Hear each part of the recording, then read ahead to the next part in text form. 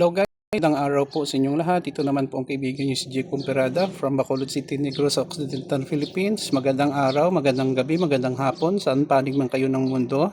Sana po ay nasa mabuti po kayong kalagayan. Sa video natin ngayon, ito po ay aking personal po na opinion or prediction sa laban ni 8th Division Champion former Senador Manny Pacquiao versus sa WBC welterweight champion Mario Barrios. Ang tanong, malaki ba ang chance ni Pacquiao na matalo si Barrios? Kung bago lang kayo sa channel ko at gusto nyong video na ito, paki-like lang po, share, and huwag kalimutang mag-subscribe. Sa akin guys, sa aking personal na pananaw, iwan ko sa inyo, medyo mahirapan po ang ating pambansang kamao na matalo si Barrios dahil sa mga dahilan na po ito. Number 1, edad. Si Pacquiao po ay kasing edad ko lang, medyo matanda lang ako ng ilang buwan, 46 years old na po. Sa larangan po ng boxing, pagtungtong mo ng 35 years old, matanda ka na. Whether we like it or not, ang katawan ng isang boksidor ay humihina na po. Masasabi ni Pacquiao, okay, very fast ako kumilos, pero nakikita natin ang laro ni Manny Pacquiao, absent po siya ng 4 na taon at may edad na siya. Makikita natin ng kabataan niya ay maliksi siyang gumalaw. Sa kanyang mga huling laban, makikita natin na hinihintay niya ang kanyang kalaban before siya mag-aksyon. Dito po ang tinatawag na catching father time. Ano pong ibig sabihin? Kahit ano mo pang ensayo, kumain ng masustansya, training, kapag nagkakaedad tayo guys, ay whether gustuhin natin at hindi, wala na tayong magawa. Okay, bumabagal na tayo ang ating mga reflexes. So yun po ang isang major reason kung bakit mahirapan si Manny Pacquiao mapanalo ang kanyang laban kay Mario Barrios. Ikalawang dahilan, mas bata po si Mario Barrios, almost 16 years ang edad.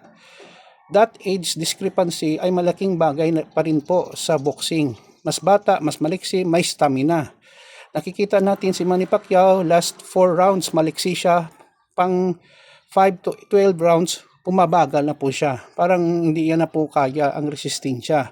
Dapat makaya yan, masustain niya, or early knockout. Ma-knockout yung si Barrios within first hanggang 4th round. Doon sa dapat ma-knockout niya, which I don't think so na mangyayari kasi si Barrios nga is defending champion, may karanasan na rin. And then ikatatlong dahilan, stamina.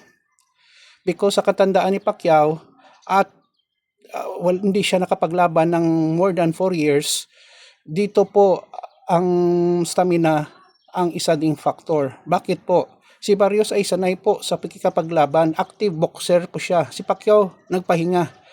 Kahit nag-training siya ng ilang buwan, makikita talaga natin ang kanyang reflexes at kanyang stamina na lumaban ng matagal, more than 5 rounds, ay questionable po. I'm not saying si Pacquiao hindi niya kaya papuntang 12 round, but the thing is, baka hingalin siya at hindi niya masustain ang bakbakan. Iyon po ang delikado kasi once na hingalin ka, wala ka ng reflexes at saka laban, madali ka talagang matatalo ng iyong kalaban.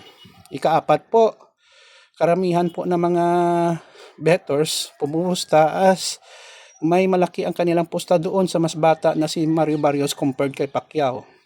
Nakikita natin isang dahilan na bakit lumaban pa ang ating idol ay kasi pera.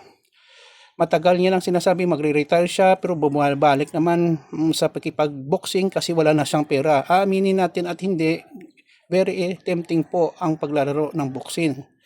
So, pray natin na makasurvive si Manny Pacquiao or swertihin manalo. Pero sa akin, medyo malabo po siyang manalo. Pakilagay lang po sa comment section ng ating video kung anong masasabi nyo. Mananalo ba siya or hindi? Sa akin, medyo maliit ang chances niyang manalo. Yun na lang po guys. Maraming salamat sa inyong panonood at suporta. Please like, share, and huwag kalimutang mag-subscribe sa channel ko. Mahal ko kayo. Ito naman pong kaibigan nyo si Jake. Paalam. I love you all.